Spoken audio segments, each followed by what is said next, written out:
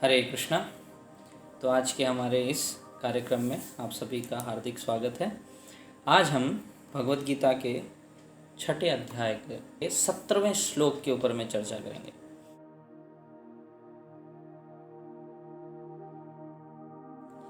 भगवान कहते हैं, युक्तहार विहारस्य युक्तचेष्टस्य कर्मसु युक्तस्वप्नाय बोधस्य योग भवति दुःखः। युक्त आहार विहारस्य। युक्त शब्द का अर्थ है नियमित। नियमित का मतलब इंग्लिश में हम बोलते हैं रेगुलेटेड, यानी कि जितनी की ज़रूरत हो उतना। ठीक है। तो युक्त आहार विहारस्य चीज़ें भगवान ने कही हैं यहाँ पे। युक्त आहार होना चाहिए और युक्त ही विहार होना चाहिए। ये जो आहार है, आहार का अर्थ क्या है? खान पान। तो नियमित खान पान होना चाहिए हमारा। और विहार का अर्थ है क्या? विहार का अर्थ है हमारा आमोद प्रमोद या आनंद की उपलब्धि करने के लिए जो भी गतिविधियां हम करते हैं वो भी नियमित होना चाहिए, परिमित होना चाहिए। तो युक्त आहार विहारस्य युक्त चेष्टस्य कर्मसु। ये जो कर्म हम करते हैं, कर्म क्यों करते हैं? हम सभी कर्म करते हैं खाने के लिए। हमें सबको, एक मूवी में गाना था, दुनिया में रहना है तो काम कर प्यारे, हाथ जोड़ सबको सलाम कर प्यारे, नहीं तो ये दुनिया जीने नहीं देगी, खाने नहीं देगी, पीने नहीं देगी। तो काम या कर्म करना सबके लिए आवश्यक है। सब कर्म करते हैं और सबको करना पड़ता है। ठीक है। नहीं तो ये दुनिया खाने नहीं देगी, पीने नहीं देगी। तो ये जो काम है ये भी क्या है? युक्त चेष्टस्य कर्मसु। ये जो कर्म करने की जो चेष्टा है वो भी नियमित होनी चाहिए। और ये तीसरी चीज़ है। तो युक्त आहार होना चाहिए, युक्त विहार होना चाहिए, युक्त कर्म चेष्टस्यु, यानी कर्म करने की जो चेष्टा है, हमारी कोशिश है, वो भी नियमित होनी चाहिए। और फिर चौथी चीज़ जो है वो क्या है? युक्त स्वप्नाय बोधश्च। मतलब सोना जो है, सोना मतलब वो पहनने, गले में पहनने वाला सोना नहीं, सोना मतलब स्लीपिंग। तो वो सोना भी नियमित होना चाहिए, या यूँ कहें सोना और जागना दोनों नियमित होना चाहिए। तो ये चार चीज़ें यदि कोई नियमित रूप से करता है तो क्या होगा? योग भवति दुःखः। ये जो दुख हैं सारे, ये दुख सारे क्या होंगे? ये सब समाप्त होंगे। कैसे समाप्त होंगे? युक्त आहार, युक्त विहार, युक्त कर्मचेष्टा और युक्त स्वप्नाय बोधश्च। चार चीज़ें यदि वो युक्त तरीके से करता है, यानी नियमित रूप से करता है, तो हम सभी, तो ये योग के माध्यम से वो इन सब चीज़ों, इन सारे दुखों से वो मुक्ति पा सकता है। तो हम असल में सभी, हम जैसा कि हम सभी जानते हैं, अभी ये जो हमारी कक्षा में हैं, जो अभी हमारे पाठ सुन रहे हैं, सारे भक्त लोग कम से कम 4 माला जप या उससे ज़्यादा जप करते हैं। सबके सब हरे कृष्ण महामंत्र का जप करते हैं। तो सभी ये कोशिश कर रहे हैं, क्या होने की कोशिश कर रहे हैं? भक्ति योग करने की कोशिश कर रहे हैं। सभी योग कर रहे हैं। कौन सा योग? भक्ति योग। सभी अपने जीवन के अंदर में भगवान का योग करने का प्रयास कर रहे हैं। योग का अर्थ है भगवान से जुड़ना। तो सभी भगवान से जुड़ने का प्रयास कर रहे हैं। भक्ति योग, भक्ति के माध्यम से जुड़ने का प्रयास कर रहे हैं। तो ये जो भक्ति के मार्ग से हम जुड़ने का प्रयास कर रहे हैं, इसमें यदि हम और कैसे उन्नति लाभ कर सकते हैं? कई बार हमारे मन में आता है कि हाँ, हम जप तो करते हैं, मन नहीं लगता है। या यूँ कहें, कभी हम कर लेते हैं, आज हमने जप कर लिया, कल मन नहीं किया, कल समय नहीं मिला, कल कुछ नहीं हुआ जप। अगले दिन हमने फिर कोशिश की, हो गया, या मैंने डांट दिया या बोल दिया तो हो गया, नहीं तो फिर चलो भूल गए। फिर 1 सप्ताह बाद में जब याद आया या जोर दिया किसी ने, तब वापस से शुरू हुआ। तो ये जो हमारे होता है, इसकी वजह से हम नियमित रूप से नहीं कर पाते हैं जब। और क्या होता है? हम सांसारिक कष्ट और ज़्यादा भोगते हैं फिर, और उन कष्टों की वजह से हमें लगता है ओह ये समस्या है, वो समस्या है, दिस प्रॉब्लम, दैट प्रॉब्लम, नहीं हो पा रहा है मेरे से जब। तो ये जो बाधाएं आ रही हैं, ये जो सांसारिक कष्ट आ रहे हैं मुझे, जो कि मुझे उस भक्ति के मार्ग में आगे नहीं बढ़ने दे रहे, उस योग को नहीं करने दे रहे, उसमें सहायता करती हैं ये 4 चीज़ें। मैं आराम से आगे बढ़ सकता हूँ यदि ये 4 चीज़ें मैं सही तरीके से पालन करूँ, ये भगवान बता रहे हैं। और जब मैं ये 4 चीज़ें नियमित रूप से पालन करूँगा तो वो दुख कष्ट जो आ रहे थे वो नहीं लगेंगे, मुझे नहीं आएंगे, नहीं मैं उनसे प्रभावित होऊंगा, तब क्या होगा, तब मैं ये जो भक्ति योग है ये बहुत अच्छे से कर पाऊंगा और अच्छे से कर पाऊंगा। तो भक्ति योग करने के लिए ये चीज़ें हमें करनी चाहिए और अच्छे से भक्ति योग करने के लिए हमें ये चीज़ें करनी चाहिए। ये सहायक हैं ये चीज़ें उस योग को करने में, और केवल योग करने में सहायक नहीं है। हम जो ये कष्ट पाते रहते हैं, भोगते रहते हैं, ये कष्टों को भी दूर कर देती है हमारे, केवल मात्र क्या, नियमित आहार, युक्त आहार। तो अब प्रभुपाद जी कहते हैं नियमित आहार क्या कर सकते हैं आप लोग, तो प्रभुपाद जी कहते हैं सतोयुगी खाना, सतो गुण वाला जो खाना है वो खाइए आप। सतोगुणी खाना क्या है, तो सबसे पहली चीज़ प्रभुपाद जी कहते हैं कि आप भगवान का प्रसाद खाइए। बस यदि हम भगवान का प्रसाद खाने का नियमित अभ्यास करते हैं तो वो एक युक्त आहार में आता है, यानी नियमित आहार में आता है। ये साधारण स्वाभाविक है हमारे मन के अंदर में आना कि यदि कुछ हम अच्छा खा रहे हैं, मान लीजिए कुछ हमें अच्छी चीज़ दिख गई, हम उसे बहुत ज़्यादा खा लेंगे, एक बार खा के, दो बार खा के और ज़्यादा ले लो। और हमें पता है, सबको पता है ये कि वो 1-2 ग्रास तक तो वो हमें बहुत आनंद देता है, लेकिन जैसे ही वो ज़्यादा मात्रा उसकी हो जाती है, फिर वही आनंद दुख में तब्दील हो जाता है, दुख में परिणित हो जाता है, फिर वो कष्ट देने लगता है। तो इसलिए बाबा जी कहते हैं युक्त आहार। तो युक्त आहार में हम कई चीज़ें वर्जित कर देते हैं। जैसे ही हम प्रसाद भोजी हो जाते हैं, ना तो हम वेजिटेरियन है ना हम नॉन वेजिटेरियन है, हम प्रसादिटेरियन है। हम जब केवल मात्र प्रसाद का भोजन करते हैं, प्रसाद पाते हैं, तो हम क्या करते हैं, कई चीज़ें हम त्याग देते हैं, यानी कि बहुत ज़्यादा रेगुलेटेड हो चुके हैं हम कई रजोगुणी और तमोगुणी चीज़ों का त्याग कर देते हैं। उसके अंदर में मांस, मदिरा, ये सब प्रमुख हैं, प्याज, लहसुन, ये प्रमुख हैं। ये सब चीज़ें जैसे हम त्याग करते हैं तो क्या हो जाता है, योग करने में बहुत ज़्यादा सहायक है। इसीलिए हम देखते हैं कि है ना, बहुत आसानी से ये जो पूर्ण रूप से प्रसाद भोजी हैं, उनके लिए 16 माला जब प्रतिदिन करना और उसके साथ में अपना नौकरी पेशा जो कर रहे हैं सब करना बहुत आसान हो जाता है। लेकिन बाकी लोगों के लिए बहुत कष्टप्रद होता है। क्यों? क्योंकि युक्त आहार नहीं है। तो हम ये चेष्टा कर सकते हैं कि हम ज़्यादा से ज़्यादा प्रसाद पाएं।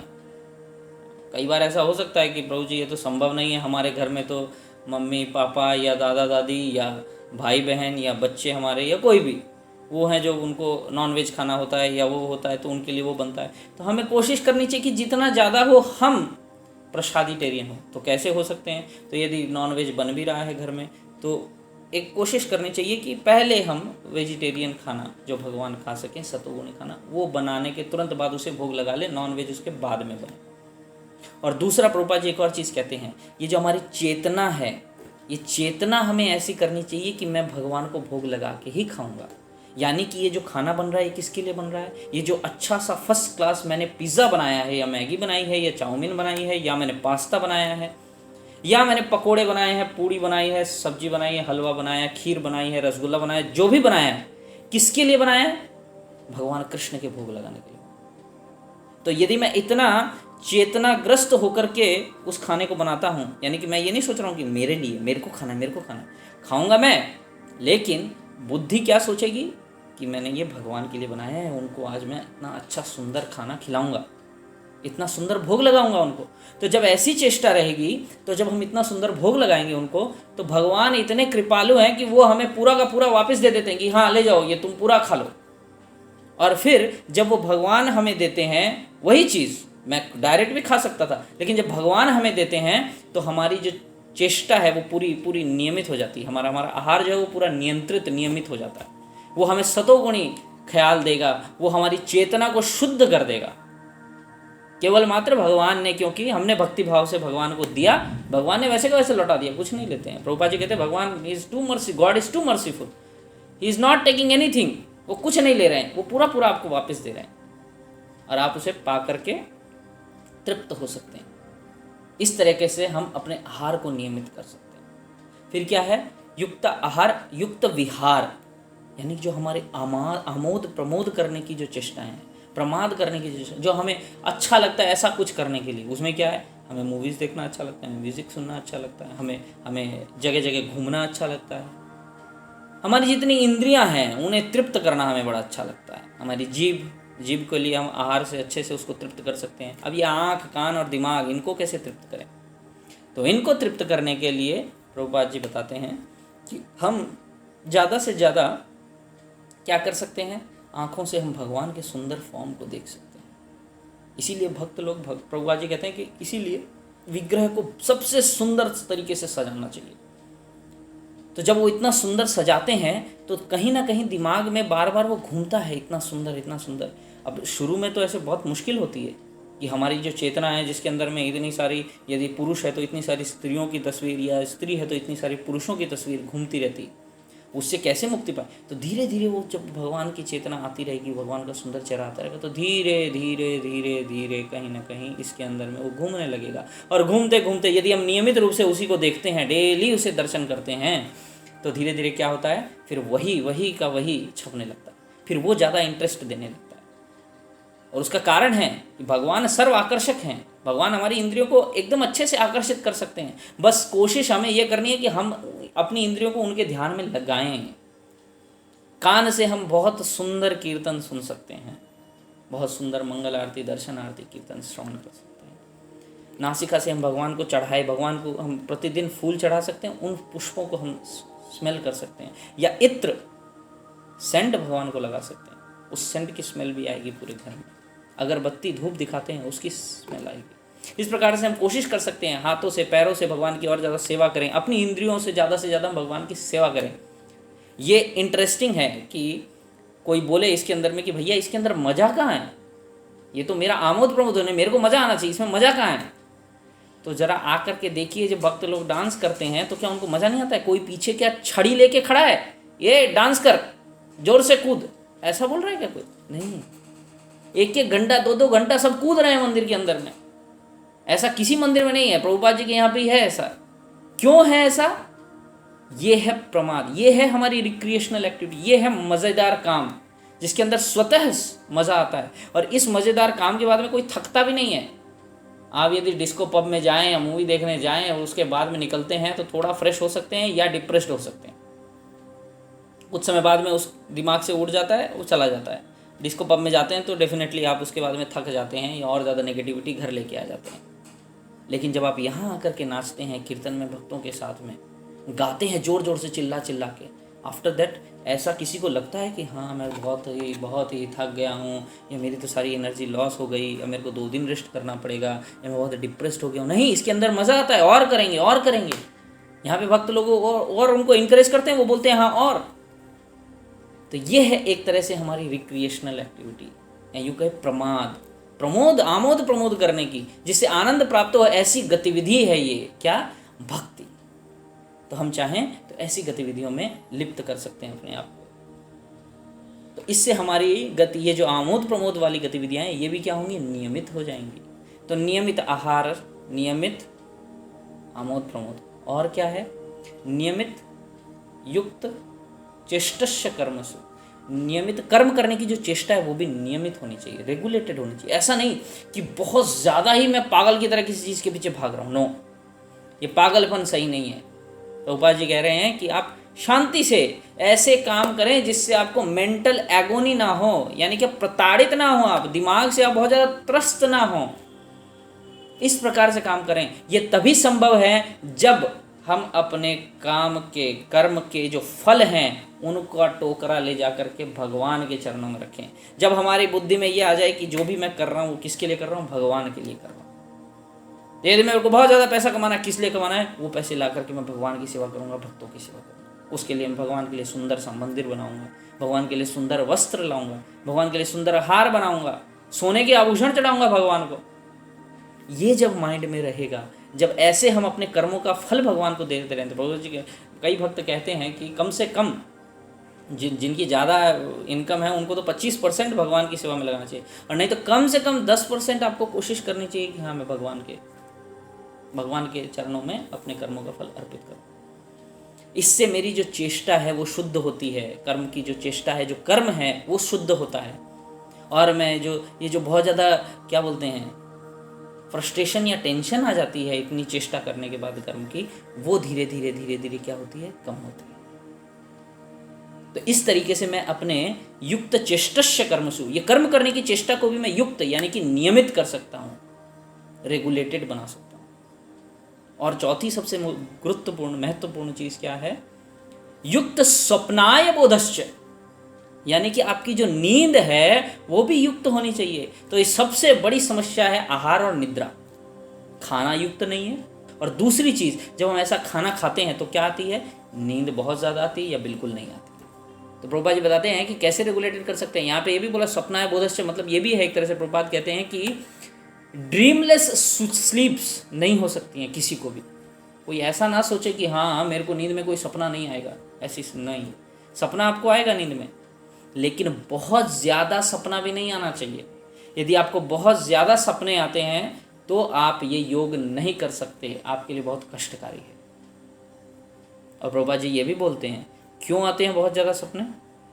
हम जो ये खाते हैं, यदि आपका ये जो खाना बाइल जूस है, ये यदि एजिटेटेड है यानी कि उत्तेजित है, यदि बाइल जूस, तो बाइल जूस किससे बनता है, जो हम खाते हैं उससे बनता है बाइल जूस, वो उत्तेजित है तो उससे इस प्रकार की वायु निकलती है बहुत ज़्यादा मात्रा में, जिससे आपको बहुत ज़्यादा सपने आएंगे। रात में बहुत ज़्यादा सपने आएंगे तो आपको बहुत ज़्यादा नींद आएगी या बिल्कुल भी नींद नहीं आएगी, और दोनों ही हानिकारक है। हमें कम से कम 6 घंटे सोना ही चाहिए और ज़्यादा से ज़्यादा 7 घंटे। लेकिन अब यदि हम चेक करें तो हम कम से कम कितना घंटे सो लेते हैं, 8 से 10 घंटे। उसके बाद में भी उठते हैं तो ऐसे मरे पड़े से उठते हैं, उठने का मन नहीं कर रहा है, पीछे से कोई डंडा मार रहा है तो उठ रहे हैं। ऐसा क्यों है, क्योंकि हमने उत्तेजित खाद्य पदार्थ ग्रहण किए हैं। जब हम मांसाहार करते हैं तो उससे जो बाइल बनता है वो भी बहुत उत्तेजनापूर्ण होता है। जब हम प्याज लहसुन खाते हैं उससे जो बाइल जूस बनता है वो भी बहुत उत्तेजनापूर्ण होता है। या यूँ कहें जब हम मदिरा पान करते हैं उससे भी जो बाइल जूस वो बहुत उत्तेजित होगा। इसीलिए हम खाली सपनों में घूमते रहेंगे, सपनों की दुनिया में ही रहेंगे, सच्चाई में यथार्थ में कुछ नहीं होगा। और तब दिमाग और ज़्यादा क्या रहेगा, अशांत। जब दिमाग अशांत रहेगा तो किसी की छोटी सी बात भी बड़ी चुभ जाती है, लेकिन जब दिमाग शांत होता है तो हंस के मुस्कुरा के हम अगले को भी प्रसन्न कर देते हैं। जो शायद हम पे गुस्सा करने आए वो भी प्रसन्न होकर चला जाता है, वाह क्या आदमी है यार। तो ये स्वभाव कैसे आ सकता है, ये आ सकता है ये 4 चीज़ें नियमित करने से, ये 4 चीज़ें रेगुलेटेड बनाने से। क्या क्या, हमारा खान पान यानी आहार, हमारी आमोद प्रमोद की जो चीज़ें हैं रिक्रिएशनल एक्टिविटीज़ वो, और तीसरी है क्या, हमारे कर्म करने की चेष्टा बहुत ज़रूरी है। ये हमारे अंदर गलत कर्म करने की इच्छा नहीं होनी चाहिए। प्रभुपाद जी कहते हैं इच्छा के ऊपर में कि इच्छा जो है ये इच्छा बहुत ज़रूरी है। इच्छा सबके पास होगी, कोई ऐसा नहीं कह सकता भाई मैं तो इच्छा रही तो मेरे पास कोई इच्छा नहीं है, मैं इच्छा से मुक्त हो गया हूँ। नहीं, इच्छा सबके पास है और इच्छा रहेगी, लेकिन ये जो उल्टी पुल्टी इच्छाएं हैं ये है दिक्कत। तो प्रभुपाद जी कहते हैं आप इन इच्छाओं को शुद्धिकरण करिए। इन इच्छाओं का, ये इच्छा जो है ये भगवान से इनको जोड़िए। तो कैसे जोड़ सकते हैं, ऐसे ही कि मेरे को पैसा कमाना है, किस लिए कमाना है भैया, मेरे को बहुत बड़ा घर बनाना है, मेरे को बड़े घर में रहना है। अच्छा क्यों, क्या करेंगे आप उस घर में, उस घर में मैं बहुत सुंदर मंदिर बनाऊंगा और बड़ा घर बनाऊंगा ताकि और लोगों को भी बुला सकूं भगवान के दर्शन के लिए, आरती करने के लिए, कीर्तन के लिए, प्रसाद वितरण करने के लिए। ये है मेरी, ज़्यादा से ज़्यादा लोगों को भगवान के बारे में समझा सकूं, बता सकूं, ये है मेरी इच्छा, इसलिए मैं ऐसा कर रहा हूँ। मेरे को और बहुत ज़्यादा पैसा चाहिए क्योंकि एक मेरे को बड़ा मंदिर बनाना है, मेरे को भगवान के लिए एक भव्य पार्क बनाना है, भगवान के लिए मेरे को भव्य प्रसाद भोजन भोग लगाना है, भगवान के लिए 56 भोग लगाना है, मेरे को भक्तों की सेवा करनी है, मेरे को धाम की सेवा करनी है, मेरे को धाम के विग्रह की सेवा करनी है, गुरुजनों की सेवा करनी है। जब ये चेतना आने लगे तब जाकर के हमारी चेष्टा भी शुद्ध हो सकती है। साधारणतः हमारी इच्छा क्या होती है, या तो मैं मेरे लिए सोचता हूँ या अपनों के लिए सोचता हूँ। तो ना तो मैं मेरा भला कर सकता हूँ, ना ही ये अपने मेरा भला कर सकते हैं। कौन भला कर सकता है, भगवान और उनके भक्त। जैसा हम पिछले श्लोक में सुनते हैं कि 5वें अध्याय के अंतिम श्लोक में सुहृत सर्वभूतानां, भगवान सारे जीवों के सबसे ज़्यादा अच्छे या घनिष्ठ मित्र हैं। उनसे घनिष्ठ मित्र कोई हो ही नहीं सकता। वो कभी किसी का साथ नहीं छोड़ते, चाहे आप उसकी तरफ देखो ना देखो, उसे दुत्कारो, मारो या उसे अपना लो, कुछ भी करो, भगवान हमेशा आपके साथ है। ऐसे हैं भगवान, ऐसे हैं भगवान की कृपा, उनको फर्क नहीं पड़ता। वो भगवान आपसे नफरत नहीं कर सकते, आप कितनी भी करो। मतलब कि वो माता पिता से भी बढ़ के हैं एक तरह से कहें तो। कि किस लेवल तक लोग भगवान से नफरत करते करते मर जाते हैं, लेकिन भगवान का नाम नहीं लेते हैं, उल्टा भक्तों को मार देते हैं, मंदिर को तोड़ देते हैं, कितना कुछ नुकसान कर देते हैं, तब भी लेकिन भगवान उनके आत्मा को छोड़ के चले नहीं जाते हैं। उस आत्मा के साथ में भी वो परमात्मा रूप में रहते हैं। इतना तो शायद कोई माँ बाप भी ना करे कि यदि कोई उनको इतना प्रताड़ित करे फिर भी वो उसके साथ रहे, लेकिन भगवान उनसे भी उच्च हैं। तो इसी से हम समझ सकते हैं कि सबसे ज़्यादा अपना कौन है, भगवान है। और ऐसे ही भगवान के शुद्ध भक्त, क्योंकि वो कभी गलत सलाह नहीं दे सकते, क्योंकि वो उनके द्वारा, भगवान के द्वारा वो प्रशस्त हैं, उनका मार्ग प्रशस्त है, वो उनके लिए कार्य करते हैं। तो ये बहुत ही आसान सा तरीका है कि हम अपनी चेतना को शुद्ध कर सकते हैं, कि हम इन्हें अपना माने और इनके लिए कुछ करने का सोचें।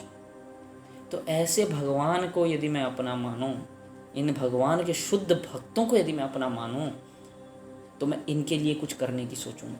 तब मेरे दिमाग में घूमेगा, हाँ मुझे कुछ करना है, क्या करना है, इनके लिए कुछ करना है। और इतना ना भी सोच पाऊं तो केवल मात्र एक ग्रेटिट्यूड के रूप में ही, कृतार्थता प्रदर्शित करने के रूप में ही मैं सोचूं कि हाँ भगवान के लिए कुछ मेरे को करना चाहिए। भगवान मेरे को हवा देते हैं, पानी देते हैं, कभी कुछ नहीं बोलते हैं, कुछ तो कर ही सकता हूँ मैं। तो ऐसे भी यदि मैं सोचूं तो भी मेरी ये कर्म करने की चेष्टा जो है ये क्या हो सकती है, शुद्ध हो सकती है। तो युक्त चेष्टस्य कर्मसु, अपनी कर्म करने की चेष्टा को मैं शुद्ध कर सकता हूं इस प्रकार से। और युक्त स्वप्नाय बोधश्च, ये जो अपने सपने हैं, ये जो नींद है, इसको भी मैं युक्त कर सकता हूँ, नियमित कर सकता हूँ। यदि मैं खाऊंगा सही से, खान पान मेरा प्रसाद वाला होगा, और यदि ये सब चीजें सही सही रहेंगी तो क्या होगा, दुख हा योगा भवति दुख। इस प्रकार से यदि आप योग कर रहे हैं, इस प्रकार से यदि आप भक्ति योग करते हैं, दुख हा मतलब समाप्त। क्या समाप्त, दुख समाप्त। तो सबको दुख समाप्त करने हैं, यदि करने हैं तो ये 4 चीजें करिए। क्या क्या, युक्त आहार, युक्त विहार, युक्त चेष्टस्य कर्मसु यानी कर्म करने की चेष्टा, और युक्त स्वप्नाय बोधश्च यानी आपकी नींद का जागना। ये 4 चीज़ें यदि हम नियमित कर लें तो हम इन सारे सांसारिक दुखों से एकदम मुक्त हो सकते हैं। और क्या होगा, यदि हम अच्छे से ये महामंत्र जप कर पाएंगे, अच्छे से भक्ति कर पाएंगे, तो क्या होगा, तो पूरे मुक्त हो जाएंगे इससे, भगवत धाम वापस चले जाएंगे। वहां जाकर के फिर आपको नियमित करने की जरूरत नहीं है। फिर आप बहुत ज़्यादा खाइए, फिर आप कृष्ण का भी खा लीजिए, फिर आप वो सुबल सुदामा जो भगवान के जो सखा हैं, इतने सारे, जो इतना सारा हलवा पूड़ी सब खाते रहते हैं, आप कितना जितना खाना है उतना खाइए, जो करना है, जितनी मौज मस्ती करनी है उतनी करिए, क्योंकि तब आप भगवान के साथ हैं, हर कुछ भगवान के लिए ही हो रहा है तब तो। लेकिन यहाँ पे हमारी चेतना अशुद्ध है, तो कई बार हम अपने लिए, अपनी इंद्रियों के लिए, अपने मैं मेरा ममत्व इसके लिए करने लग जाते हैं, तो हम दूषित हो जाते हैं। तो फिर हमारी ये चीज़ें नियमित नहीं रहती। तो इसे नियमित करने के लिए, हमारे जप को नियमित करने के लिए हमें इन 4 चीज़ों को नियमित करने चाहिए। भगवान कृष्ण यही भगवद गीता के 6 अध्याय के 17वें श्लोक में बता रहे हैं। तो यदि आप दुखों से मुक्ति चाहते हैं तो कैसे मिलेगी, 4 चीज़ें रेगुलराइज करने पे, तब हम दुखों से मुक्ति प्राप्त कर सकते हैं। हरे कृष्णा कृष्णा कृष्णा हरे हरे, हरे राम राम राम।